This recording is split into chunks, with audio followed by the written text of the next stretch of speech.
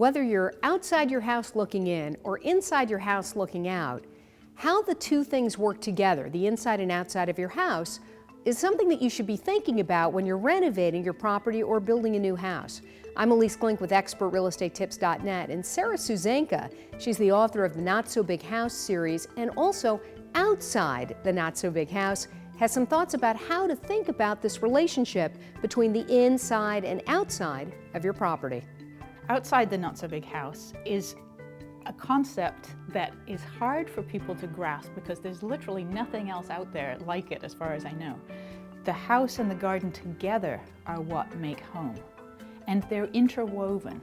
Now, a funny anecdote about when we solicited for projects for this book, architects sent us the house designs, landscape designers and landscape architects sent us the gardens, but there was a hole in the plan, in the landscape plans, and there was nothing around the architect's plan. It's like we haven't married these two together. So we, Julie Maservi and I, she wrote about the garden part, I wrote about the house part, but both of us wrote about the interplay. So what I wanted to get across with the parts that I wrote in that book is that how you experience the garden from inside is as important as designing the interior views within the house. So an example from my own house, when I remodeled my house in Raleigh, one of the first things I did was, in front of my kitchen window, I found a tree that was aligned with the window some distance away.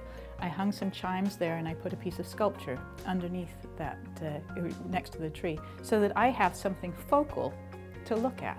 So inside the house, I talk about a point of focus. This is a garden point of focus, but it's playing inside to outside.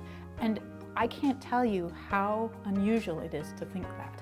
It seems so obvious when I describe it, and yet when we're designing the garden, we forget that we're going to be looking at it and experiencing it from inside as much as from outside.